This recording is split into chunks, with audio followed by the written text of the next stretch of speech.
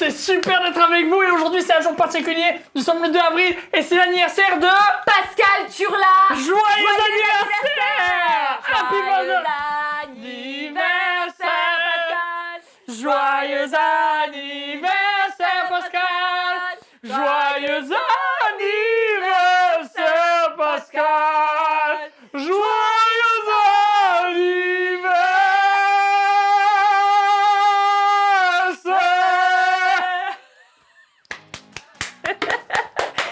Sois béni en cette journée, Non. souffle bien tes bougies, profite vrai. de ta famille et surtout sois béni, Bien béni, sûr. béni. On pense à toi. Merci beaucoup pour tout ce que tu nous donnes, pour toute ton affection et pour toutes tes bénédictions. Merci énormément. C'est ça, c'est clair. Moi je peux que dire que du plus et du positif sur toi, ma chère Pascal. C'est vrai. Et joyeux anniversaire aussi à ceux qu'on a oubliés. Tout simplement, joyeux anniversaire à toi. Si c'était ton anniversaire peut-être aujourd'hui ou alors dans la semaine. Voilà. Et puis joyeux anniversaire à tous ceux qui fêteront ce week-end aussi parce que nous sommes le vendredi 2 avril et qui dit vendredi dit pas de Diascopie le week-end. Et oui, exactement. Mais n'oubliez pas, dimanche, nous commençons notre nouvelle série. Et oui, pourquoi on commence une nouvelle série? Parce que dimanche, c'est La Pâques. Et oui. Et voilà, et donc le jour de Pâques, et ben le dimanche, c'est toujours la fête parce que c'est central dans notre foi. C'est ce qui nous fait démarrer, c'est vraiment voilà la base. Donc on fête la Pâques parce que c'est la mort et la résurrection de Jésus. Alors on va encore l'honorer et lui dire merci Jésus d'avoir fait tout ça, c'est extraordinaire. Donc on t'attend toi, avec ta famille ou avec du monde ou avec qui tu veux, tu viens dimanche matin, 9h, 11h, c'est nos deux cultes, tu viens et tu vas pouvoir prendre un temps extraordinaire. Extraordinaire, surtout qu'on a des invités, alors s'il y a des invités, ça va être encore mieux. Ça va être top. Voilà, donc je vous en dis pas plus, vous verrez ça dimanche. Sans plus tarder, on continue notre série sur les nombres, donc on a vu plein de trucs là cette semaine sur les nombres. Complètement. On a vu les murmures lundi. C'est ça. On a vu... On n'oublie pas que les nombres, en réalité, c'est dans le désert, le vrai nombre dans la Torah. C'est ça. Mardi, donc, on a vu les prophéties, les types de Jésus. Jésus dans le livre des nombres. Wow. Jeudi, on a vu un Dieu miséricordieux face à une génération qui était dans l'échec, qui était un peu pas top. Parce qu'on a dit, c'est vrai que le livre des nombres, c'est le contre-exemple par excellence. C'est, tu vois, ne pas faire, c'est les nombres. Ne pas faire, voilà. Et puis après, il y a Josué, et là, on peut faire, du coup. C'est ça. Et ensuite, là, maintenant, mais justement, on continue un petit peu, entre guillemets, dans le contre-exemple, avec une histoire qui, je pense, beaucoup connaissent, pour ceux qui connaissent la Bible ou pour ceux qui étaient sur les bancs de l'école du dimanche, des trucs comme ça. Une histoire qu'on raconte beaucoup aux enfants. L'histoire de Balaam et de cette fameuse ânesse qui a parlé. Ah oui, alors déjà, rien que ça. Alors, avant de commencer un petit peu à rentrer dans le récit, une ânesse qui parle, enfin, moi, je sais pas, en plus, c'est pas commun. Déjà, c'est pas commun, et en plus de ça, le gars, il a pas l'air surpris, quoi. Il a pas l'air surpris. Moi, personnellement, j'ai des ânes à côté de chez moi. Souvent, je vais amener mon fils pour leur donner à manger, tout ça. Il y a 0 âne qui me parle, moi. Heureusement. Ok, donc qu'est-ce que c'est que cette histoire de Balaam? Est-ce que toi tu la connais? Est-ce que tu peux la résumer en quelques mots? En quelques mots, on va dire c'est un monsieur qui s'appelle Balak, rien à voir avec Balaam d'abord. Balak, et c'est le roi de Moab, il a peur des Israélites parce qu'il se dit, ils ont un dieu, il est trop fort, ils me font peur, et du coup je vais aller voir un magicien, un devin, un monsieur qui fait un peu de la sorcellerie qui s'appelle Balaam. Eh oui. C'est ce monsieur-là. Et donc, il va aller le voir et il va lui dire, est-ce que tu peux aller les maudire? Est-ce que tu peux aller faire en sorte qu'il leur arrive des malheurs, des choses comme ça? Et au début, Balaam, il va dire non. Voilà, tout à fait. En fait, il va consulter Dieu. C'est ça qui est un petit peu bizarre. On se dit, mais mince, c'est quelqu'un qui faisait pas partie du peuple hébreu, tout ça. Mais en fait, il connaît Dieu. Et à chaque fois que Balak va envoyer des personnes pour aller le voir, à chaque fois, il va dire non. Même à un moment donné, il va dire, tu auras beau me donner ta maison, l'or que tu as et tout l'argent que tu as, je dirai non. Voilà. Et à partir d'un moment, Dieu va lui dire, finalement, suis les personnes qui sont venues le chercher, que Balak avait envoyées, il va les suivre. Et on voit vraiment qu'ensuite, du coup, il va monter sur des montagnes, tout ça, et il va bénir le peuple d'Israël au lieu de les maudire. Mais juste avant ça, on a justement ce chemin, il est avec son ânesse. C'est ça. Et son ânesse, elle commence à bouger, à gesticuler, lui, il en a marre, il essaie de la taper un peu. Et au bout d'un moment, son ânesse, elle s'arrête. Et elle lui parle. Et elle lui dit, mais arrête de me taper, ça suffit. qui est fou.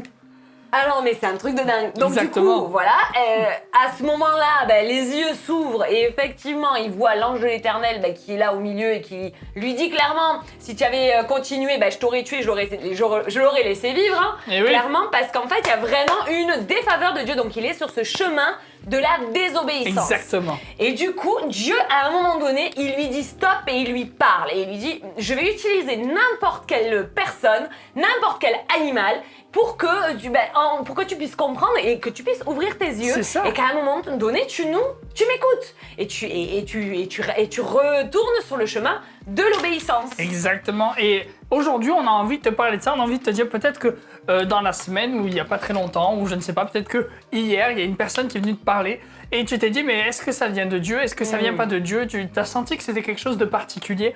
Et j'ai envie de te dire, peut-être que Dieu a envie de te parler aujourd'hui pour te dire, t'es pas sur le bon chemin, t'es peut-être pas en train de faire les bons choix dans ta vie. Peut-être que tu as choisi certains chemins, certaines portes ou des trucs comme ça. Et finalement, c'est pas ce que Dieu voulait. C'était pas la volonté de Dieu pour toi. C'est ça. Et en fait, à ce moment-là, Balaam, tant qu'il était... Vous savez, je crois que quand on est focus sur une idée, on y va. Oui, et lui, dans sa tête, il a dit, j'y vais et on verra bien ce que Dieu dit. Peut-être qu'il changera d'avis sur le fait de les maudire ou les bénir. À un moment donné, il me dira ce qu'il faudra que alors qu'il lui avait déjà dit 2 fois, ce peuple est béni.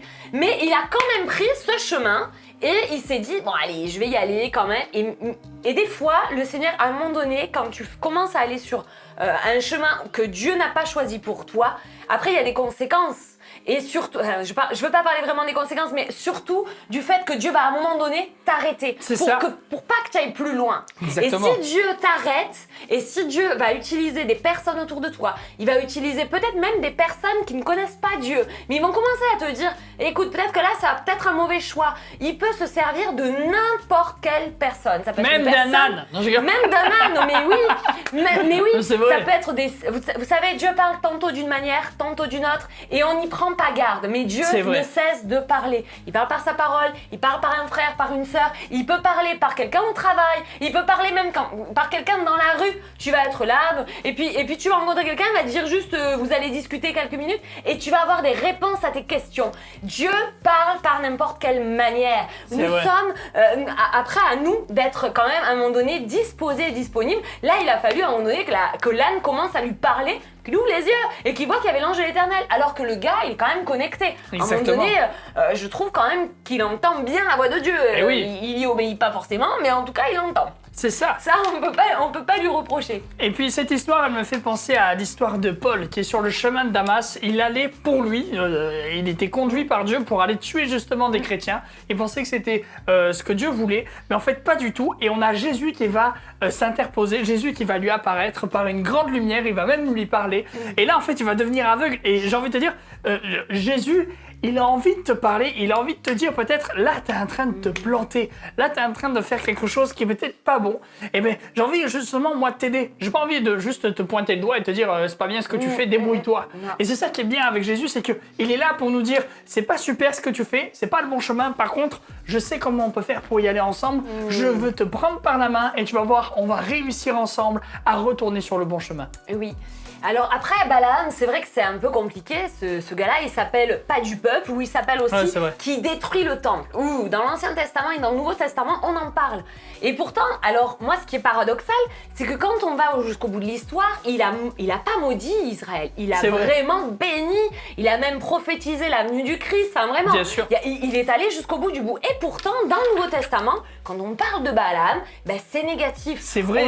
C'est comme si à un moment donné, il avait mené le peuple à changer de chemin et à rentrer dans de l'idolâtrie, à être tombé. Et en fait, c'est au-delà du juste des mots. Il peut y avoir des personnes, et même des personnes qui parlent de la part de Dieu, parce que le don est là, et parce que Dieu ne se repent pas de son don. Donc, quelque part, lui prophétisait, mais dans sa conduite, il a donné un mauvais exemple et il a conduit tout un peuple à l'extérieur, enfin vraiment loin des plans de Dieu. Et ça lui a été reproché. Et en fait, lui... il va mourir en fait à cause de ça. Oui, il va mourir, oui, complètement. Mais c'est vrai que moi, ça me fait penser vraiment... Voilà, lui, sa conduite à lui, ce qui animait sa conduite, sa motivation, on va dire, c'était l'amour de l'argent, l'amour de l'argent, c'est la racine de tous les maux. Je te dis pas l'argent est la racine de tous les maux, c'est vraiment l'amour de l'argent. Cette espèce de soif, voilà, parce que lui, il avait vraiment, s'il a fait ça avec Balak, c'est que derrière, il y avait des honneurs, il y avait de l'argent, il voulait quand même un peu négocier avec le roi. Et aussi les honneurs, n'oublions pas qu'il est sur une ânesse, et en fait, l'ânesse de monter sur un âne, etc., c'était vraiment le signe du roi. C'était le roi qui montait. C'est quelqu'un qui était honorable et honoré qui montait sur les ânes. Donc du coup, voilà, dans sa motivation à lui, il y avait quelque chose qui était un peu défaillant, même beaucoup défaillant, et qui a donné cette espèce de mauvaise conduite qui a engendré vraiment des mauvais fruits d'amener le peuple à l'idolâtrie, à s'écarter de Dieu.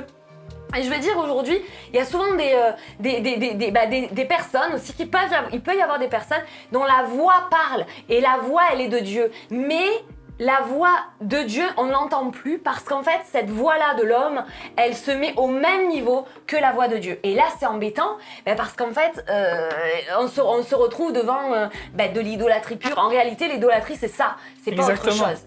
C'est vrai, c'est pas autre chose. C'est quand quelque chose vient concurrencer la voix de Dieu, en fait. Exactement, c'est ce que tu avais dit justement dernièrement dans ta prédication. C'est ça. Et ce qu'on a envie de te dire ce matin, c'est que tu as une possibilité de pouvoir te rapprocher de Dieu. C'est pas parce que tu t'es loupé, que tu t'es trompé de chemin, que tout est fini. Aujourd'hui, Jésus, ce qu'il veut, c'est pouvoir te saisir et te dire « Reviens sur le droit chemin avec moi ».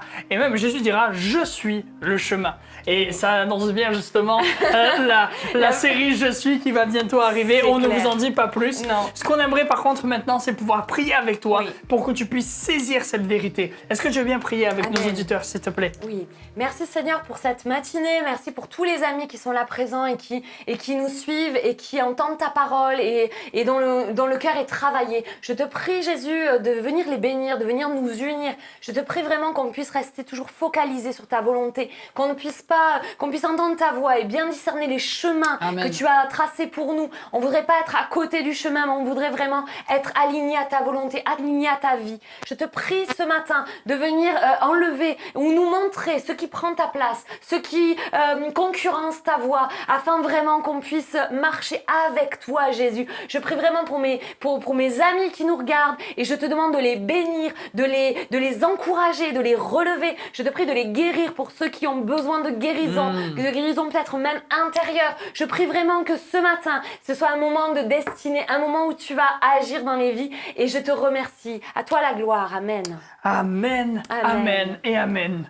C'est dur de finir un petit peu ces livres-là. Oui, mais c'est tellement c'est compliqué, beau. Hein. Mais c'est difficile parce que les nombres, c'est tellement riche. Moi, je vous encourage vraiment à le lire en entier parce que on est là, nous, on le survole, on prend quelques petites pépites et on essaye de le développer. Mais en réalité, on pourrait tellement aller plus loin sur ces sujets que waouh, quoi.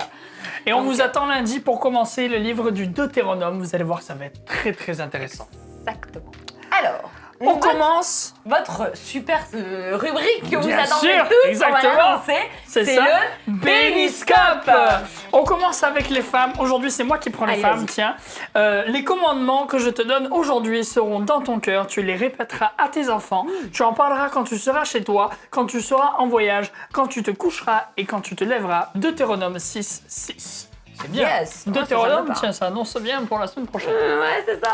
Les hommes, donc c'est dans les actes, crois au Seigneur Jésus-Christ et tu seras sauvé, toi et ta famille.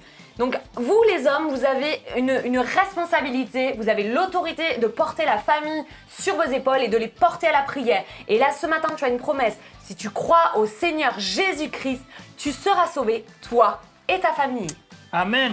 Pour les couples, qu'il n'y ait pas de division parmi vous, mais soyez parfaitement unis dans le même état d'esprit et dans la même pensée. 1 Corinthiens chapitre 1 verset 10. C'est vrai, ne faites qu'avec votre conjoint, avec votre femme, avec votre mari, et vous verrez, vous serez toujours plus forts à deux. Yes. Pour les jeunes, mon fils, garde le commandement de ton père et ne rejette pas l'enseignement de ta mère. C'est très important. Tout ce que tu as reçu de tes parents vont venir te bénir. Honore ton père et ta mère et leur enseignement du coup. Pour les célibataires, oh qu'il est agréable et qu'il est doux pour des frères de demeurer ensemble. Psaume 133. Je trouve que ce verset, il est tellement bon. C'est vrai que c'est tellement bien de pouvoir venir à l'église et j'ai envie encore de remercier Dieu parce que le 83, on n'est pas encore confiné le week-end. Pour les seniors, éduque l'enfant d'après la voie qu'il doit suivre, même quand il sera vieux, il ne s'en écartera pas. C'est le proverbe 22, verset 6. Si tu es un senior, je sais que tu prends soin de ta famille et des tiens, continue à les enseigner, il ne s'écartera pas. Les promesses que tu as reçues dans le passé, elles sont aussi présentes pour ton futur et pour la future génération. Super. Amen. C'était tellement bon d'avoir ce moment avec vous. Joyeux anniversaire encore à Pascal Turla. Oui, on veut souffler les bougies, on veut du gâteau. C'est ça, on veut du gâteau aussi. On vous souhaite une très bonne journée. C'est la matinale qui réveille votre foi et votre journée. On vous dit à très vite. N'oubliez pas ce soir. Un jour homme somme avec Pasteur Marc. C'est ça, et on se retrouve dimanche pour notre nouvelle série, Les 7 Je suis. À très vite. Et bien sûr, Source de vie. De Church to Live. Salut tout le monde.